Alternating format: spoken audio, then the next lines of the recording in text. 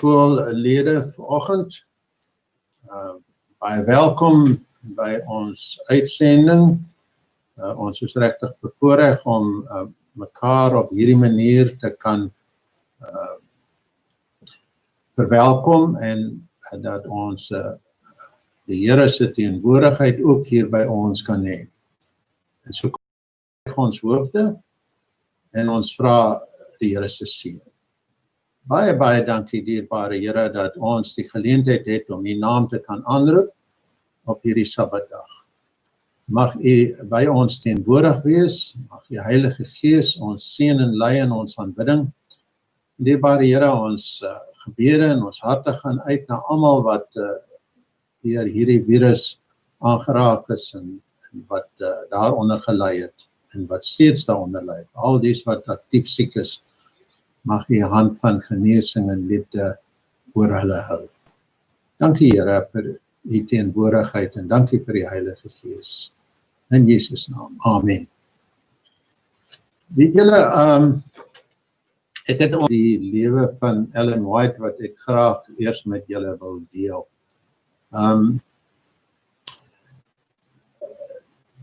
Dit word aan ons vertel dat sy 'n ou kous gehad het waarin sy jarelank enige geldstukkies wat sy kon spaar gewerk. En op 'n dag kom haar man James White by die huis aan, baie mismoedig. En hy vertel vir haar dat hulle die nuwe kerkblad, en ek neem aan dit was die review, nie kon druk nie, omdat daar nie genoeg fondse was om papier aan te koop vir die druk van die blad. Hy vertel dat almal in die kantoor het nou al gebid vir 'n wonderwerk en hulle is almal baie mismoedig en baie bekommerd. En Suster White kry toe gedagte aan die ou kous en sy gaan haal dit. En hulle het die munte uit hierdie kous op die tafelblad uitgeskit en begin tel. En toe hulle klaar getel het, was dit die presiese bedrag wat hulle nodig gehad het vir die papier. En kon die blad betyds gedruk en uitgestuur word. En dit is net een van die wonderwerke wat plaasgevind het in die lewe van hierdie merkwaardige vrou en in 'n baie moeilike tyd gewees. Die kerk was toe kort tevore gestig en daar was nie juist baie fondse of ondersteuning daarvoor. So wonderlike ding wat met haar gebeur het. Ons kan almal moed skep uit haar gebeure uit en haar vertellings. Nou, ons het vandag by geluk verjaarsdag en die verjaarsdag is Thomas Jennings. Ek is nou nie seker hoe oud Thomas is, maar baie geluk Thomas. Ek hoop dit gaan vir jou 'n wonderlike dag wees en 'n baie goeie jaar. Ek hoop die Here gaan jou ook ryklik seën in die jaar wat voorkom. En dan op Sondag, dis nou die 2de, dis nou môre, Marianne de Plooi. En Maandag die 3de is dit Coetzee. En dan Woensdag die 5de, Storm Ross. En Donderdag is dit Leroy Spalmer. Ek weet nie of Leroy vandag kyk na die uitsending, maar indien wel, Leroy, ons dink aan jou en baie geluk met jou verjaarsdag en mag die Here jou ook ryklik seën. Ons gaan nou geleentheid gee vir 'n sendingoffergawe, vir 'n dank en verjaarsdagoffergawe, maar voor ons dit doen, gaan ek vir Chris vra om vir ons 'n sendinglesing te gee en daarna sal die gebruikelike embleem vir die dankoffer en ook vir die sending en onkostes offergawes opkom. En dan sal ons daarna voortgaan. Maar eers 'n sending insetsel van Chris. Baie dankie, Chris.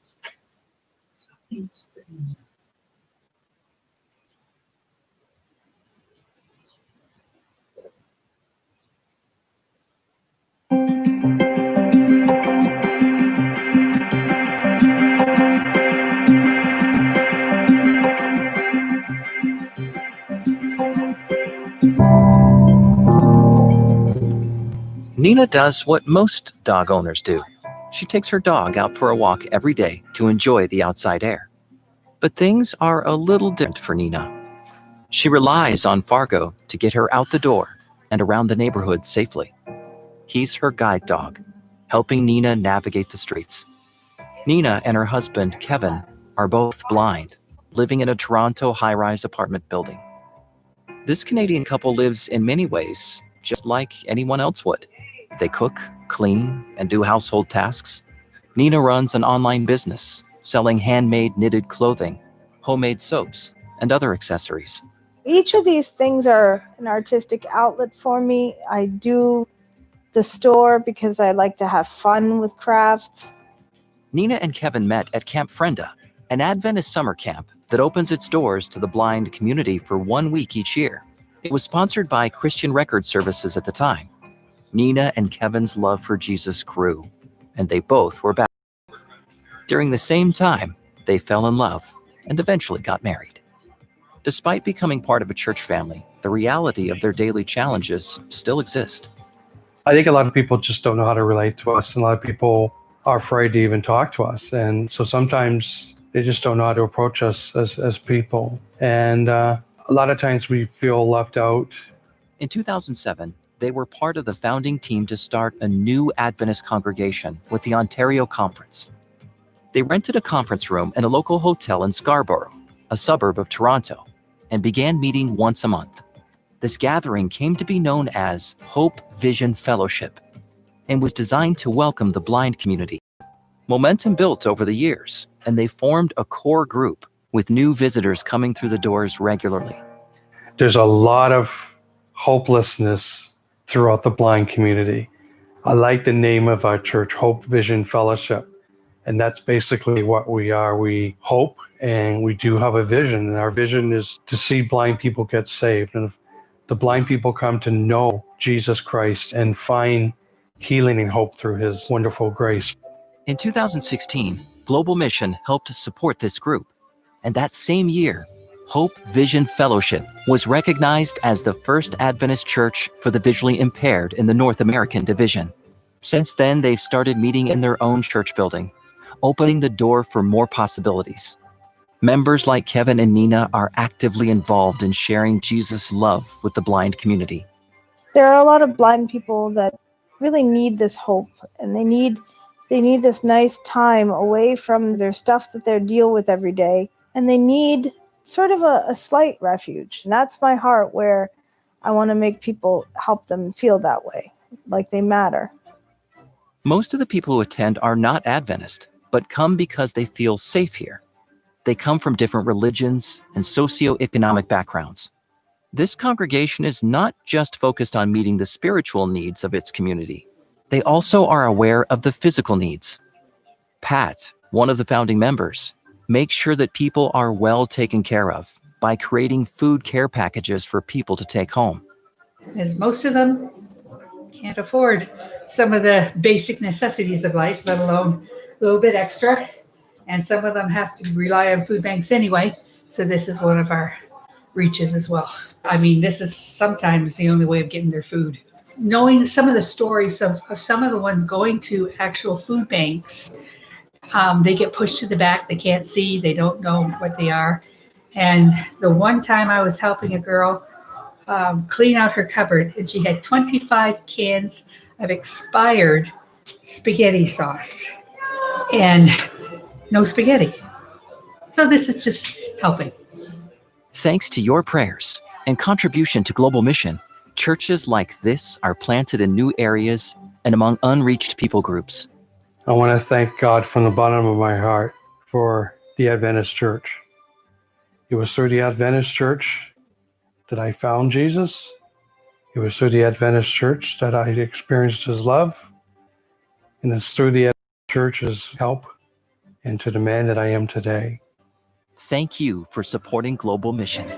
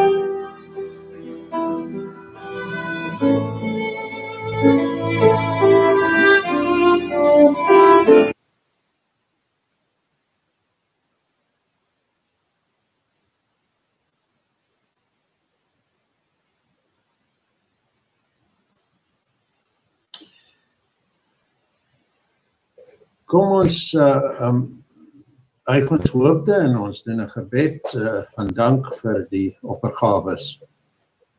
Dankie dierbare Here dat ons die voorreg het om gelukwensings uit te spreek vir diegene wat in die komende week verjaar en ook vandag verjaar.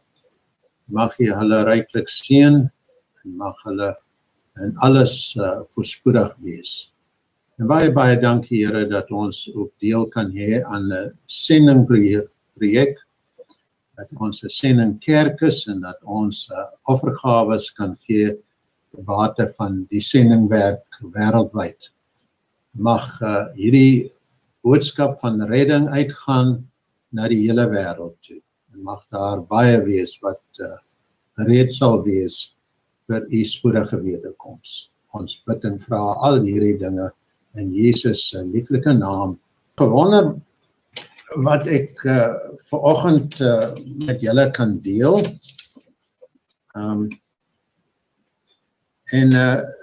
Ek dink toe, my gedagtes gaan toe in die rigting van gewoontes.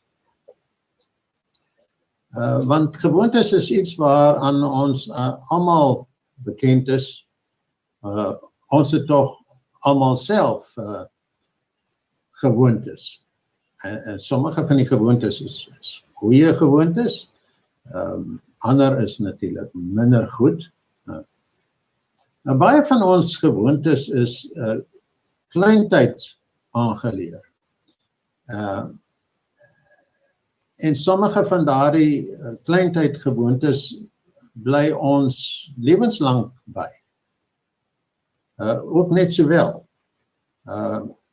Want meeste van ons hoef nie herinner te word om soggens ons gesig te was, of ons tande te borsel, of ons hare te kam nie, of te bid en die Here te dank voordat ons eet. Maar as jy kleintyd nie geleer is om gereeld water te drink en om groente te geniet nie, is dit moeilik om later te verander. Ons lewe nou natuurlik in 'n baie onnatuurlike stadium. Hierdie virus om ons het genoodsaak dat ons nuwe gebruike moet aanleer. Soos om nie iemand met 'n handdruk te groet, of om iemand 'n drukkie te gee. Ons moet ook nou maskers dra en gereeld ons hande was. Ek erken, ek sukkel nog 'n bietjie met al hierdie dinge. Maar as die virus vir 'n paar jaar aanhou, soos party mense beweer, sal daar natuurlik 'n geslag kinders. En wie weet, dalk sal dit vir ons wat ouer is, later ook gewoonte word om al hierdie voorsorgmaatreëls te bewaar en te hou. Ons weet natuurlik nie hoe die wêreld na die pandemie gaan lyk nie. En die mens is gelukkig baie aanpasbaar. So ons sal seker dan die nuwe gewoontes gewoond raak. Maar gewoontes, dink ek, sal ons almal mee saamstem, is iets wat aangeleer moet word. Ek onthou watter openbaring dit vir my was toe ek die eerste maal 'n foto van die elektroniese blaai of paaie in die brein gesien het. En vir die eerste maal het ek begin verstaan hoe gewoontes gevorm word. En die meeste van julle sal dit weet, maar in kort, ons brein het miljoene, selfs biljoene elektroniese selle. En hulle verbind met mekaar deur klein skokgolwe. Dit is dan ook hoe ons bewus word van dinge wat ons sien en hoor en ervaar. Die effek op die brein is waarneembaar. En dit is soos klein bliksemstrale wat deur 'n klompie van die selle loop.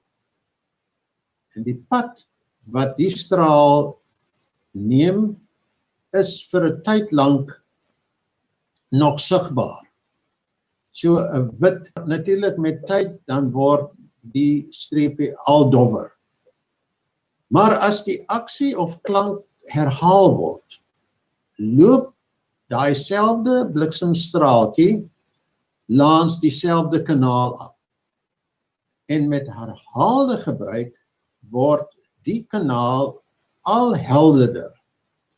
So, as 'n mens na die brein sou kyk, sal daar elektroniese kanale wees wat baie effe en baie dof is, terwyl ander baie duideliker en helder is. En hierdie helder, dik strome dui natuurlik dan op gewoontes aan. Dinge wat herhaalde male gebruik of gedoen word. Daar's natuurlik, soos ons gesê het, goeie en slegte gewoontes. Net soos daar goeie en slegte maniere is. Slegte gewoontes kan lewensgevaarlik wees. Soos die oorgebruik van suiker of vet, of 'n gebrek aan oefening.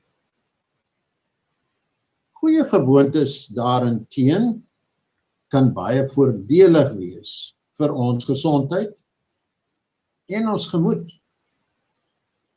En dit is gewoontes wat ons behoort na te strewe. Dit is die soort van gewoontes wat ons graag almal wil hê. Interessant genoeg, Jesus is 'n familie en hy self het gewoontes gehad. Ons lees in Lukas 2 vers 42 dat toe Jesus 12 jaar oud was, het sy ouers, soos dit hulle gebruik of soos dit hulle gewoonte was, na Jerusalem toe opgegaan het vir die Paasfees.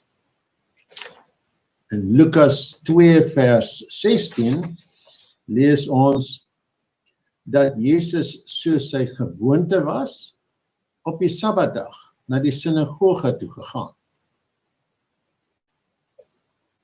Ongelukkig brei die Bybel nie uit oor Jesus se ander gewoontes nie, maar ek glo dat Jesus 'n man van goeie gewoontes was. Ons weet dat hy gereeld gebid het en met sy hemelse Vader gekommunikeer het. Goeie gewoontes is vir ons almal noodsaaklik as ons die Christelike stryd suksesvol wil stry. Ek moet sê, ek wens dat daarvan ons almal geskryf kon word, dat hy of sy het die 10de op hulle inkomste soos hulle gewoonte was, eers uitgewerk. En daarby, dat hulle soos hulle gewoonte was, hulle offergawe bydra, pligsgetrou gegee het. Dit sou natuurlik my taak as rentmeesterskap sekretaris baie vergemaklik het. En sou dit nou nie vir my nodig gewees het om so dikwels oor hierdie onderwerp te moet praat nie. Nou as julle in die tyd van afsondering, Sabbatdae tuis moet sit en op 'n rekenaar na hierdie aanbiedings kyk, omdat die kerk natuurlik nog toe is, wil ek julle vra om so veel as wat julle kan 'n normale roetine te volg. Ek wil vra dat julle nou nie afwyk van julle goeie gewoontes nie. So, as daar byvoorbeeld 'n lied aangegee word, sing gerus saam. Niemand hoor julle nie, so as julle nou vals sing, maak nie saak nie. Maar sing saam. En as daar gebid word, buig julle hoofde en bid saam. As die offergawes opgeneem word, haal julle geld uit, die bydrae wat julle moet maak, en sit dit in 'n koevert, en hou dit eenkant, totdat dit oorbetaal kan word. En sodoende kan julle goeie gewoontes voortsit, en kan die kerk ook daardeur baat. Eendag as die coronavirus nie meer 'n gevaar inhou nie, sal die kerk weer oopgemaak word. Nou, ek het al gewonder, sal al die gewone, gereelde lidmate nog steeds die goeie gewoonte hê om Sabbatdae kerk toe te wil kom? Of sal hulle dalk dink, ag wat, ons kan net sowel na 'n diens op YouTube kyk, en dan pla ons gewete ons ook nie as die offergawe bordjie verbykom en ons gee nie iets nie. Dit sal nou baie jammer wees. Dit sal regtig baie jammer wees. Ek hoop regtig dat wanneer ons eendag almal saam by die kerk kom, dat almal wat in die begin van die jaar kerk toe gekom het, steeds daar sal wees, en dat ons saam ons aanbidding sal kan voortsit, soos wat dit altyd was. As een van julle nie daar is, weet dit, julle gaan gemis word. Ons gaan bewus wees daarvan, dat julle nie daar is nie, en ons gaan julle definitief mis. So, ek wil hê dat ons moet, selfs in hierdie tyd van afsondering, so gereeld as wat ons kan deel hê en deelneem aan die programme wat gebied word op die rekenaar. Ek wil regtig ook die party van julle wat nou inskakel in die Zoom bespreking, lesbesprekingstyd, aanmoedig om by te dra en om te praat, julle vrae te vra, te antwoord, te kende te gee dat julle daar is. Ek kyk baie keer na die lys name wat verskyn op die skerm en ek sien bekende name, maar daar's geen gesigte nie. Nou dink ek daaraan, want ek het mos nou self ook die les gegee, dat dit maar moeilik is om met 'n dooie skerm te praat, of net 'n klompie name wat op die skerm is. Druk daai knoppie wat wys kamera en dat julle gesigte daar so sigbaar is, dat ons 'n bietjie oogkontak gaan maak, dat ons weet julle is daar. Dis vir ons lekker om te weet dat ons almal saam deel het aan so 'n program. Ek wens ons kan dit met erediens dat ons almal se gesigte kan sien. Ons verlang na julle, ons wil regtig deel wees van ons gemeente. So ek wil julle vra om julle goeie gewoontes te behou. Jy moet nou nie in hierdie tyd van afsondering slegte gewoontes aanleer. Staan gerus op betyds in die oggende. Ek dink ek het dit al voorheen een keer gesê. Staan op gewone tyd. Maak julle bed op. Trek aan. Gaan eet julle ontbyt. En doen dinge so normaal as moontlik, sodat julle gewoontes behoue kan bly. Laat ons tog in goeie gewoontes behou. En onthou hoe Jesus sy goeie gewoontes altyd beoefen het. En dat dit 'n groot voordeel in sy geestelike lewe was. En dit sal ook vir julle ook 'n groot voordeel wees. En mag ons Sabbatdag net so aangenaam vind, al is ons in afsondering soos wat dit was toe ons nou by die kerk was. Mag julle 'n geseënde Sabbat verder hê, en mag die Here julle veilig bewaar en behou. Kom ons bid saam. Dierbare Here, baie dankie dat ons nog altyd deel kan wees van 'n Sabbatprogram, en mag gedagtes wat ons wissel en woorde wat ons hoor, ons harte nog steeds aanraak, en mag daar vir ons blydskap wees in hierdie aanbiddingsuur. Seën nou die nadiens, Here, tot eer van U naam, en mag U volk gevoed word met die brood van die ewige lewe. In Jesus naam vra ons dit. Amen.